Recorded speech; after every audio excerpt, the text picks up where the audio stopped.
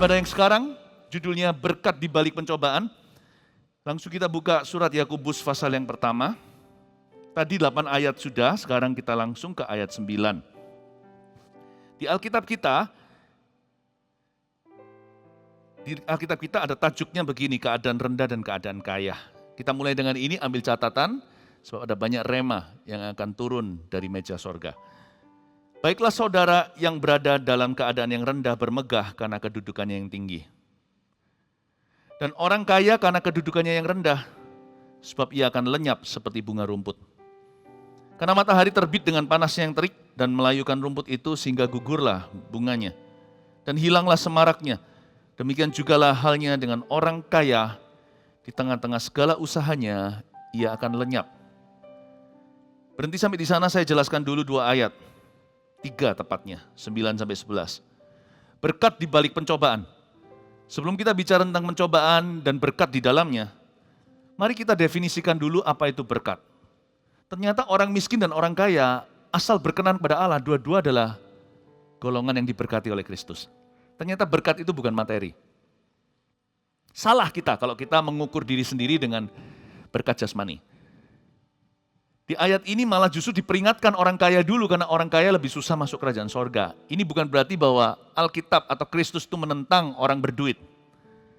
Karena kerajaan Allah bukan komunis.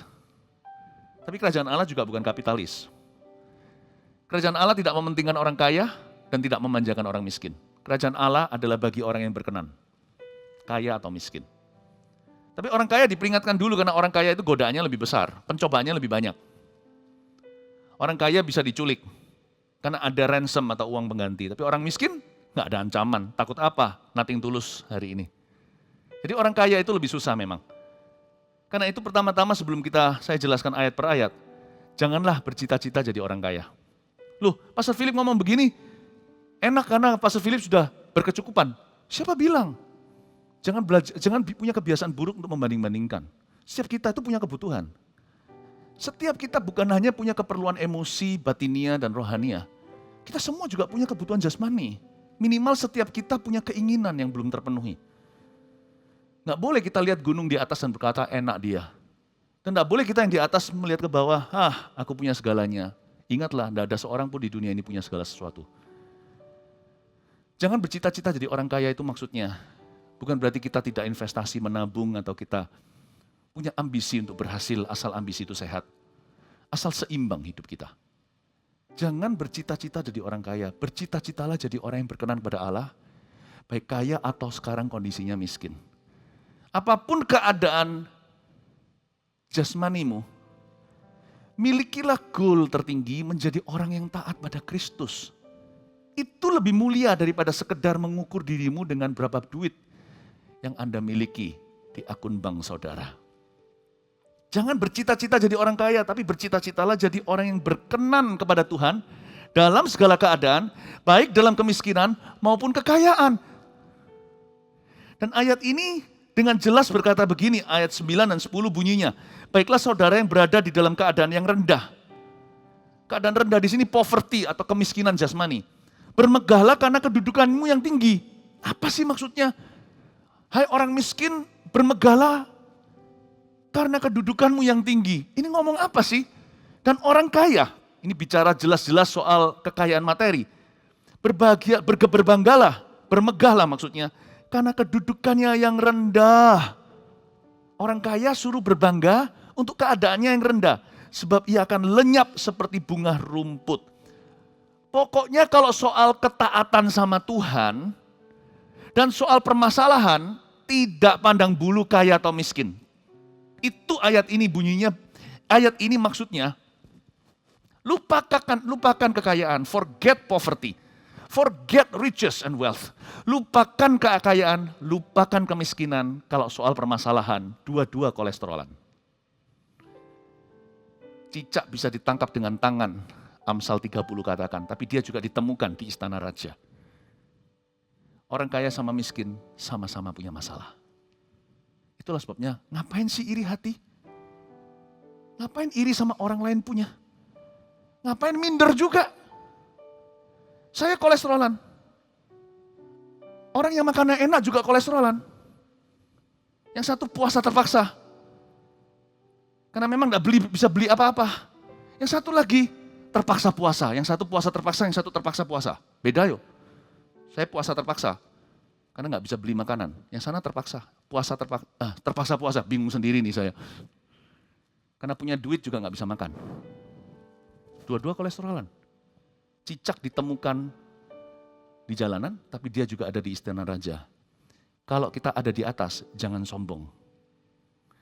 Karena you punya permasalahan sama dengan permasalahan orang yang kau rendahkan. Nggak ada bedanya di mata Tuhan. Dan kalau kita ada di bawah hari ini, jangan minder. Orang itu juga punya masalah yang kau iri tiap hari dan cemburu apa yang dia punya. Jadi jangan lihat manusia. Kalau kita merasa diri kaya, berbanggalah akan keadaanmu yang rendah. Kalau kita merasa diri miskin harta, berbanggalah untuk keadaanmu yang tinggi. Lupakan kekayaan dan kemiskinan kalau bicara soal permasalahan. Dua-dua punya masalah yang sama. Serupa namun tak sama. Mirip, cuman beda konteksnya. Dan demikian juga kalau soal ketaatan, tidak pandang bulu kaya atau miskin. Orang kaya bisa memuliakan Tuhan. Yusuf dari Arimatea contohnya, Abraham, Ishak, Yakub itu orang-orang yang kaya materi. Orang miskin seperti Lazarus juga bisa memuliakan Kristus.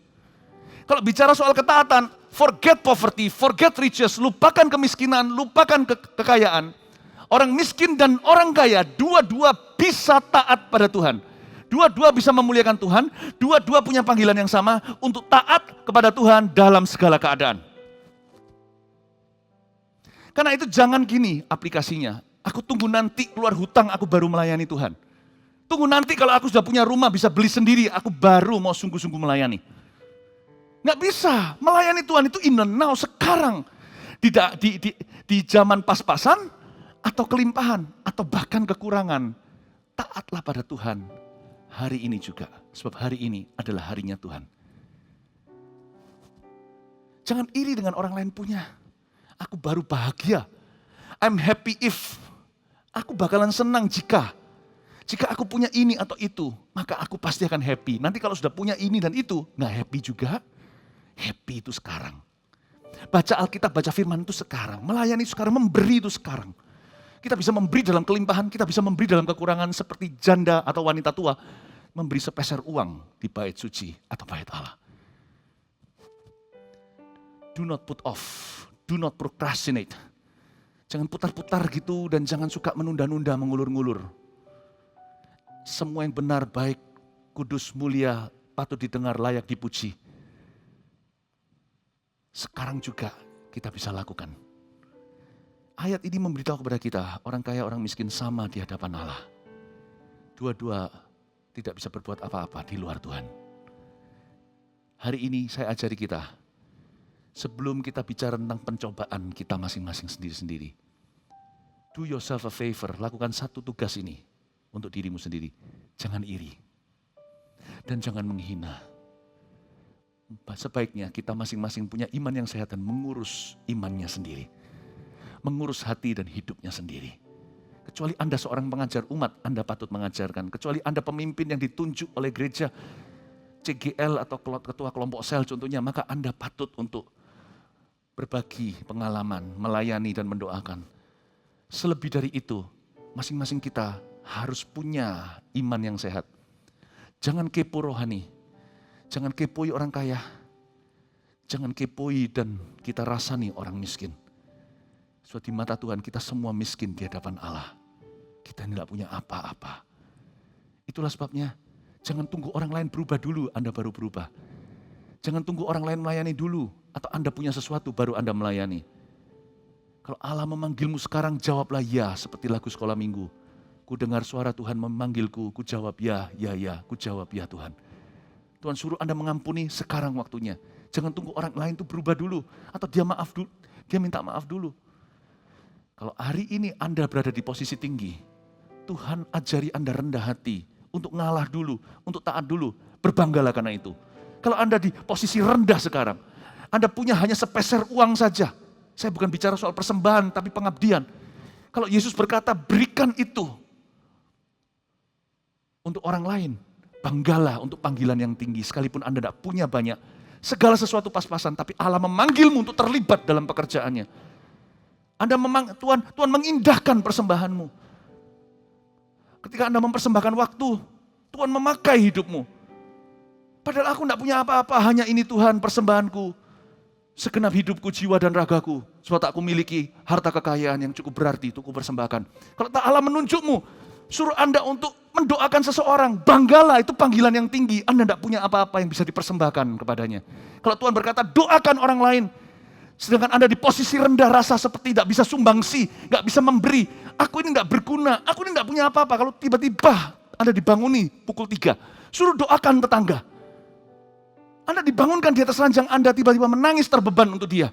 Berbanggalah untuk keadaanmu yang tinggi. Allah mengindahkan Anda untuk turut bekerja sama, mendatangkan kebaikan untuk orang lain. Jangan saling compare. Setiap orang itu punya salib sendiri. Tiap orang juga punya mahkota masing-masing. Kejarlah mahkotamu. Di tahun ini, let us be less kepo. Kita jadi lebih tidak kepo. Dan kita lebih tanggung jawab dengan hidup sendiri di hadapan Tuhan. Amin. Kita lanjutkan sekarang ayat yang ke-12. Pengujian dan pencobaan. Berbahagialah orang yang bertahan dalam pencobaan. Sebab apabila ia sudah tahan uji, ia akan menerima mahkota kehidupan yang dijanjikan Allah kepada barang siapa yang mengasihi dia. Apabila seorang dicobai, janganlah ia berkata, pencobaan ini datang dari Allah. Sebab Allah tidak dapat dicobai oleh yang jahat, dan ia sendiri tidak mencobai siapapun, tetapi tiap-tiap orang dicobai oleh keinginan sendiri, karena ia diseret dan dipikat olehnya. Dan apabila keinginan itu telah dibuahi, ia melahirkan dosa. Dan apabila dosa itu sudah matang, ia melahirkan maut. Coba saya jelaskan ayat per ayat, berkat di balik pencobaan. Ayat 12 bunyinya, berbahagialah orang yang bertahan dalam pencobaan. Pertama-tama 2 kata, berbahagialah orang garis bawah. Blessed is the man dalam bahasa Inggrisnya. Luar biasa ya. Tuhan tidak memberkati pekerjaannya, keluarganya. Tuhan tidak memberkati taburannya, tapi Tuhan memberkati orangnya. Ternyata berkat itu selain bukan materi, berkat tertinggi itu tidak diberikan untuk apa yang kita kerjakan dan kita punya. Berkat itu melekat pada orang yang diberkati. Kemanapun dia pergi, dia menjadi berkat buat orang lain. Blessed is the man. Tuhan berkata, blessed is his business. Blessed is his family. Berbahagialah orang, kata bahagia di situ adalah blessedness. Kata bahagia di situ bukan happy, tapi diberkati. Blessed is the man, Tuhan berkata, orang itu diberkati. Ini kalau dalam dunia sekuler, ada suatu legenda Midas touch namanya. Apapun yang dia jamah turns to gold, menjadi emas. Lihat nggak? Ada orang itu kemanapun dia pergi selalu keruh. Ada dia selalu ada pertengkaran. Ada dia selalu ada yang dirugikan. Ada orang-orang tertentu di dunia ini, malahan lebih banyak yang begini. Kemanapun mereka pergi, mereka itu salibnya orang lain. Kalau kita berkata orang-orang ini percuma, ya enggak, mereka berguna. Justru orang-orang ini mendekatkan kita sama Tuhan. Ada orang tertentu yang melatih kita untuk mengampuni. Karena orang itu perlu terus dimaafkan. Saya sih enggak mau jadi golongan orang itu sih. Saya mau jadi golongan orang yang kemana-mana dia menjadi berkat. Yang kayak gini, yang jadi salib, enggak usah dicari, enggak usah ditambah, sudah banyak di dunia. Yang jadi berkat itu yang langka. Ada orang yang Tuhan taruh dalam kehidupan orang lain sebagai ujian. Ada orang yang Tuhan taruh dalam kehidupan orang lain sebagai wakil Tuhan. Which one are you? Blessed is the man. Saya suka kata ini, berbahagialah orang. Orang yang jadi berkat, tidak usah kejar berkat. Berkat akan mengejar dia. Dia nggak usah cari malah. Malah dia harus takut mengelola. Doa Bapak kami bunyinya begini, berikan pada kami hari ini makanan kami secukupnya. Artinya, cukup Tuhan, hari ini aku cuma kuat untuk mengelola segini. Orang itu tidak memohon-mohon minta roti. Kalau orang itu dikenan Allah, orang itu dikenan Allah, dia nggak perlu kejar-kejar berkat karena dia punya restu. Apa yang lebih tinggi dari berkat? Restu namanya. Dalam bahasa Inggris dua-dua diterjemahkan sebagai blessing. Blessing itu juga berkat, tapi kalau Anda mau menikah, You must seek the blessing of your parents. Dalam bahasa Inggrisnya. Anda harus memohonkan berkat dari orang tua. Itu artinya restu. Minta restu dari papa mama. Ya, sebelum seseorang melakukan sesuatu, pelayanan contohnya, dia minta didoakan oleh gembalanya. Itu minta blessing gembalanya. Apa yang lebih tinggi dari berkat? Meskipun dua-dua terjemahannya blessing. Restu. If you have, kalau Anda punya restunya Yesus Kristus, Anda tidak perlu ngerengek-ngerengek berkat sama surga. Anda juga tidak perlu merengek-rengek sama manusia minta-minta roti, berkati, beriku pinjaman. Enggak perlu. Blessed is the man, orang itu diberkati. That guy is blessed, God is with him. Bahkan orang-orang non-Yahudi, 9 di antara mereka akan pegang puncak jubah satu orang Yahudi. 10 bahkan. Dan berkata, beritahu kepada kami, di mana kau dapatkan berkat ini? Sebab kami melihat Allah menyertai Immanuel, Tuhan beserta. Blessed is the man. Be a blessing. Be a blessing to God. Tiap hari jangan jadi alasan Tuhan pedih hati. Menyenangkanmu, senangkanmu, hanya itu kerinduanku. Be a blessing to God. Jadilah berkat pada Tuhan dulu. Menyenangkanmu, senangkan hatimu, hanya itu kerinduanku. Emangnya kita ini bisa memberi apa sama Tuhan? Bukannya semua yang kita miliki itu dari Tuhan. Mengerti. Saya ngerti. Namun demikian kita tetap bisa jadi berkat buat Tuhan kok. Kita tetap bisa jadi berkat buat Tuhan. Anak saya punya allowance atau punya uang saku, saya kasih mereka. Lalu tiap kali mereka kemana, mereka bawa pulang sesuatu ini untuk papa. Saya senang. Apalagi kalau itu sesuatu yang memang saya perlukan atau saya senang. Masa saya akan berutang sama anak saya? Saya nggak bicara tentang pemberian harta, saya bicara tentang gimana memperlakukan Allah. Sekalipun semua itu miliknya, semua darinya. Kita ini hanya uang saku doang. Tapi kalau kita memperhatikan perasaan Tuhan, memperhatikan kebutuhan Tuhan, emang Tuhan punya kebutuhan. Tapi kalau kita memperhatikan kebutuhan papa mama kita, sekalipun semua uang saku dari mereka. Masa saya sebagai ayah, nggak sadar bahwa uang sakunya berkurang karena dia belikan saya. Sadar saya, tahu saya terima, oh thank you, so thoughtful. Kamu mikirkan. Papa mama, thank you ya. Diam-diam saya mikir, gimana saya kembalikan? That's how you treat God, be a blessing to God. Jangan selalu datang ke Tuhan hanya berkata, I'm sorry itu, I'm sorry ini. Loh, saya ngerti Tuhan akan menerima kita berapa kali pun kita sorry, dia tetap akan menerima kita, saya mengerti. Tapi seharusnya hubungan kita lebih dari itulah ya. Loh, saya ngerti kita semua masih bisa berbuat dosa, termasuk saya tetap perlu pengakuan dosa dari waktu ke waktu, karena saya nggak sempurna. Tapi kalau hidup hubunganku dengan Tuhan hanya itu melulu. Nah, something is wrong with you. Something is wrong with me. Sesuatu yang salah dengan kita. Karena Tuhan itu sudah menginvestasikan, meminjamkan. Dia sudah kasih kita loan dari bank. Dia kasih kita Roh Kudus dan kasih kita firman. Tidak berkurang-kurang. Kita ini bisa jadi blessing untuk Tuhan. Karena Tuhan sudah memberi kita benih untuk ditabur. Di dalam diri kita sudah ada Roh Kudus. Di dalam hati kita sudah ada firman. Jadi kita ini bisa menyenangkanmu. Bisa, we can menyenangkanmu. Hanya itu kerinduanku. Yes, we can do that. Menyenangkanmu, senangkan hatimu. Hanya itu kerinduanku.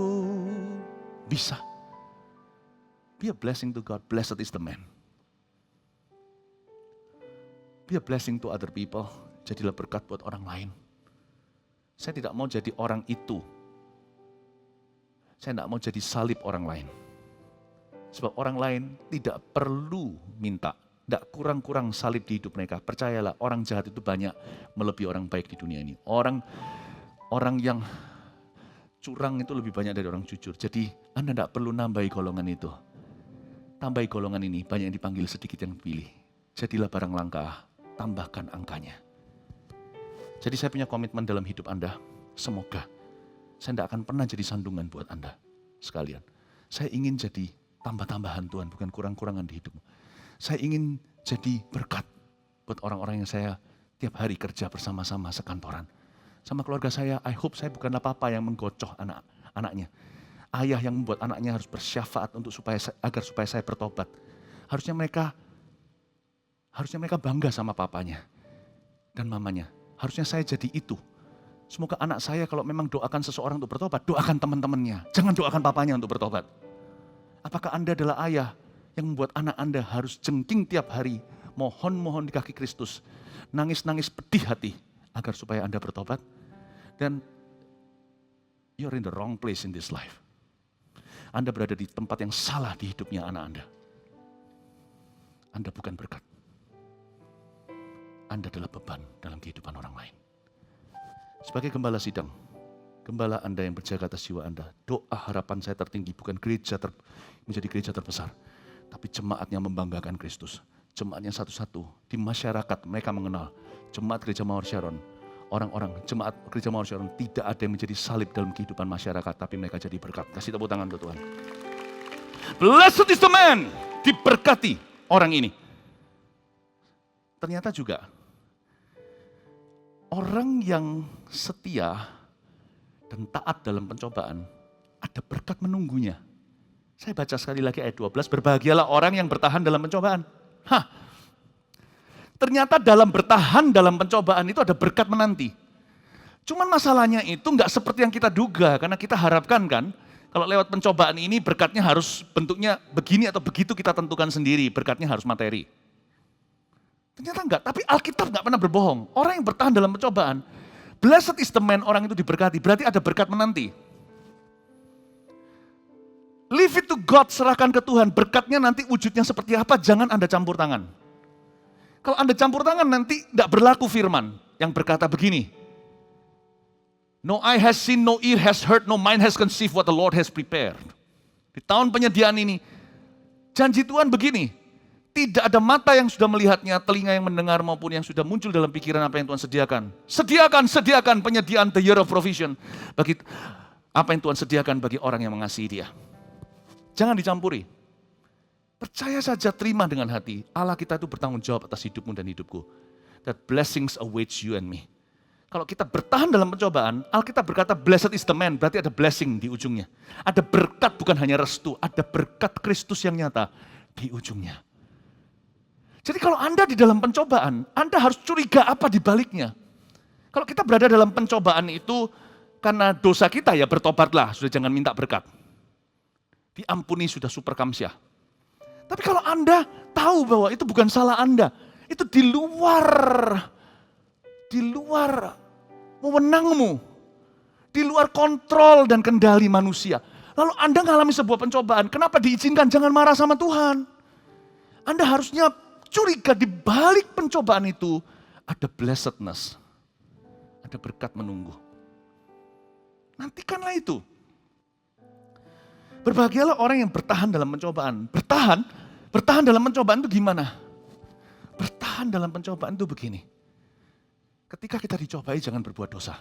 Di ibadah sebelum ini tadi saya ajarkan manusia itu punya kecenderungan. Kalau dia dalam tekanan dan permasalahan, biasanya dia lebih gampang menggerutu sama Tuhan dan berdosa di waktu saat dia punya masalah. Makanya itu, di ibadah yang satu, saya ajarkan gimana kita minta hikmat dengan iman.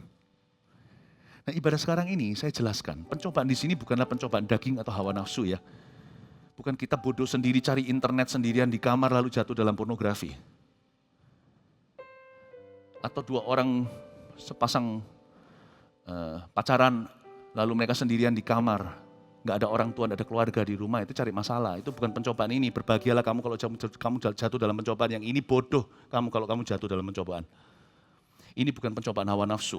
Ini pencobaan yang artinya ujian iman dalam hidup ini lewat masalah yang diizinkan. Bukan masalah yang dicari. Gimana caranya bertahan dalam pencobaan? Supaya kita diberkati.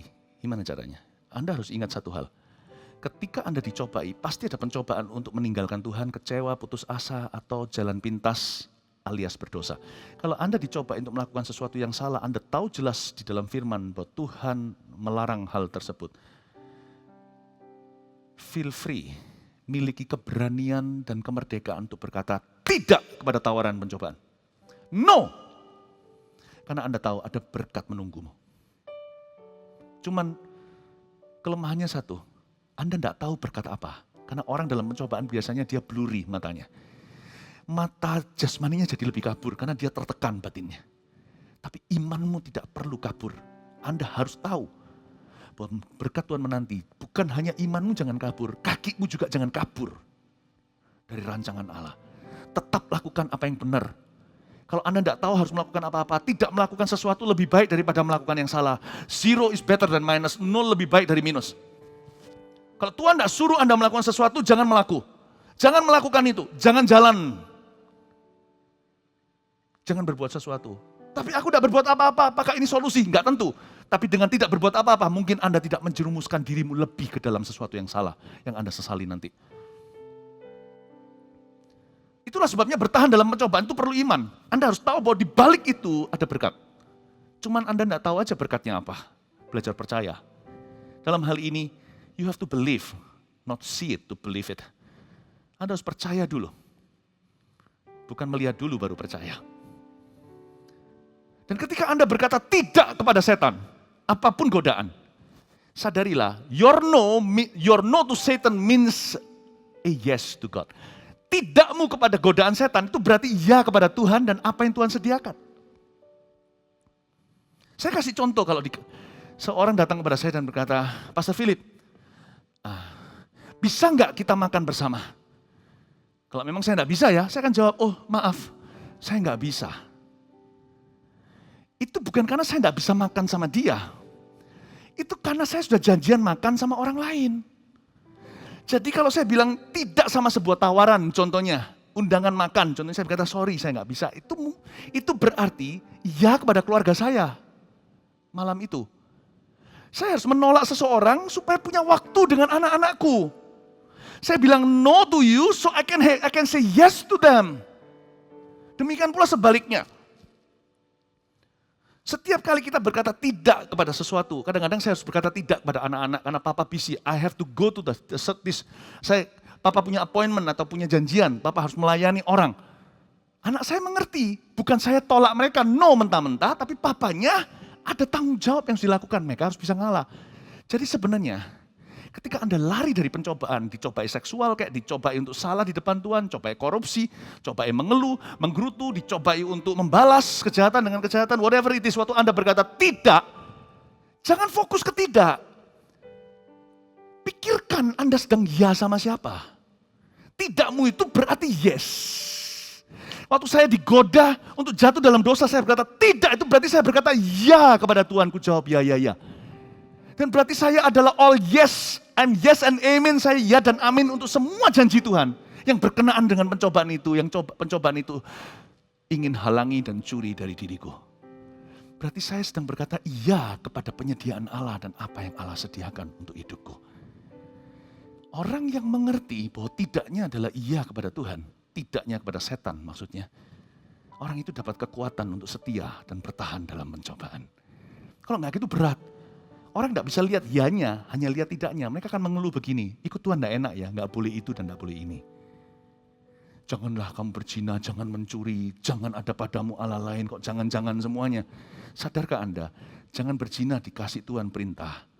Bukan supaya Anda tidak bisa having fun, tapi supaya keluarga Anda bisa harmonis, tidak pecah.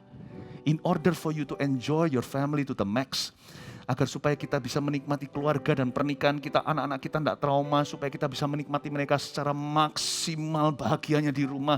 Dan Anda harus berkata tidak kepada teman tapi mesra. Jangan kita trauma berkata ikut Tuhan gak enak ya, jangan. Ikut Tuhan itu enak, harga yang dibayar gak seberapa, bertahanlah dalam pencobaan. Karena apa yang kau tolak, sakitnya tidak seberapa dibandingkan dengan sukacita yang Tuhan sediakan. Bertahan dalam pencobaan itu ada berkat di baliknya. Makanya itu kalau dicobai, berpikiran panjang. Kenapa aku dicobai? Apa yang iblis hendak hancurkan? Jangan-jangan anggur baru Tuhan sediakan buat pernikahanku bagi orang-orang yang dicobai dalam hal kesetiaan. Jangan-jangan anak-anakku akan jadi presiden nanti. Presiden ini dan presiden itu. Iblis mau mencemari keturunan ilahi. No! Get thee behind me, Satan! Enyahlah daripada aku, hai iblis. Kau memikirkan pikiran manusia. Bertahan dalam pencobaan itu mudah. Kalau kita bisa curiga dengan indah. Di balik itu ada something greater. Amin. Semoga ini membantu Anda. Melengkapi Anda untuk berkata tidak kepada kuasa gelap. Karena setiap kita pasti dicobai. All of us will.